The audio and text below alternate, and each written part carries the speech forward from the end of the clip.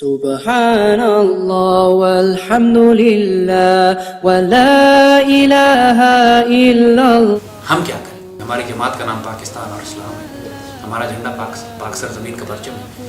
ہمارے پاس پھر وہی کام ہے طریقہ کار کرنے کا جو حضرت مجدد الفسانی اور علامہ اقبال کا. ایک نظریاتی اور روحانی تربیت ہے. اقبال کے دور میں جو حکمران تھے وہ انگریز اور ہندو تھے، لہذا ان کی تربیت تو کرنی نہیں، ان کی تربیت تو نہیں کرنی، اپنی قوم کو زندہ کرنا ہے. حضرت مجدد الفسانی کے دور میں حکمران مسلمان تھے لیکن بگڑ گئے تھے، ان کی اصلاح کرنی تھی. تو حضرت مجدد الفسانی نے بغاوت نہیں کروائی. حکومت وقت کے خلاف تختہ بھی الٹ سکتے تھے، وہ اتنی طاقت تھی ان کی کہ وہ چاہتے تھے کسی جرنیل کو کہتے تختہ الٹ دیتا وہ اکبر کا. لیکن اکبر کا تختہ الٹنے کی صورت میں یہ ہوتا کہ مراٹھے، ہندو، سکھ، انگریز چاروں طرف سے دور تھے، وہ ہڑپ کر جاتے. انڈیا میں اگر 1857 میں مغلوں کی حکومت ختم ہوئی ہے تو وہ 1560 میں ختم ہو جاتی. جو دشمن ہے باہر وہ زیادہ بڑا خطرہ ہوتا ہے، اندر والوں کو ٹھیک کیا جا سکتا ہے. اور مجدد الفسانی نے رحمۃ اللہ علیہ نے کر کے دکھایا. اکبر بادشاہ مرا، جہانگیر بادشاہ تخت پہ بیٹھا. جہانگیر پر اتنا کام وہ کر چکے تھے کہ جہانگیر نے آ کے حضرت مجدد الفسانی کے ہاتھ پہ بیعت کر لی، اور اس کے بعد ساری پالیسیز جو انڈیا میں امپلیمنٹ ہوئی وہ حضرت مجدد الفسانی کی پالیسیز تھی. تو جب مسلمان حکمران ہوتا ہے تو آپ بغاوت کر کے ملک میں انارکی برپا نہیں کرتے.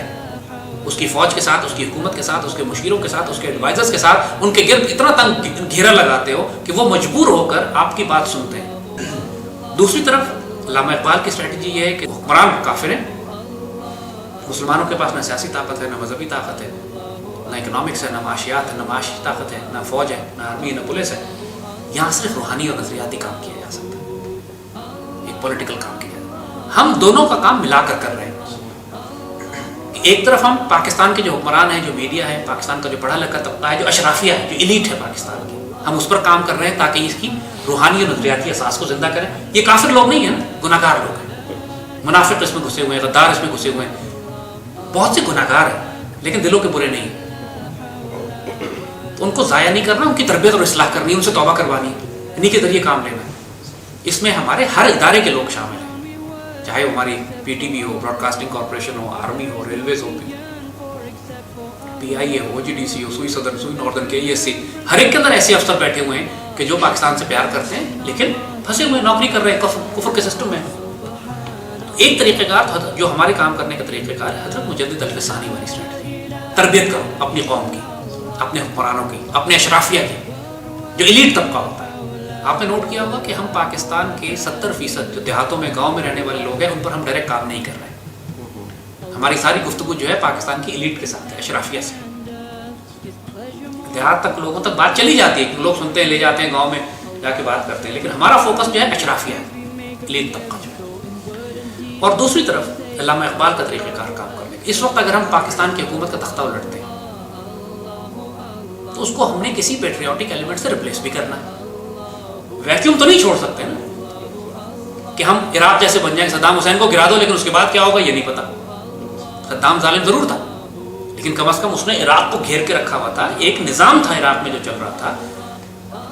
صدام حسین کے مرنے کے بعد کیا ہوا؟ 10 لاکھ عراقی مارے گئے، 40 لاکھ گھروں چھوڑ کے گئے. پورا عراق اس وقت کھنڈر بن گیا. ہو گیا نا. کیا فائدہ ہوا صدام حسین کو ہٹانے کا؟ غصے میں آ کے صدام حسین کو تو گرا دیا. اب کیا کریں؟ جب تک کہ آلٹرنیٹ نہ ہو پھر تو انارکی، پھر تو فتنہ. ہم انارکی کریٹ نہیں کرتے. اللہ کے بندوں کا طریقہ یہ نہیں ہوتا کہ انارکی کریٹ کریں. یہ انارکسٹ کا کام ہوتا ہے. انارکسٹ کی ڈیفینیشن یہی ہے کہ بھائی تم کیا کرنا چاہتے ہو، مجھے نہیں پتا کل کیا ہوگا لیکن جو کچھ آج ہے اس کو تباہ کر دو.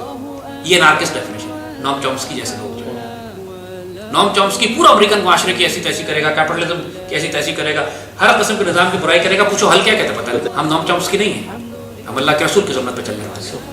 ایک کفر کا نظام تبدیل کرتے ہیں تو اس سے بہتر نظام لے کر آتے ہیں، ایک روحانی نظام لے کر آتے ہیں. سبحان اللہ والحمد للہ ولا الہ الا اللہ اللہ اکبر ولا حول ولا قوة الا باللہ.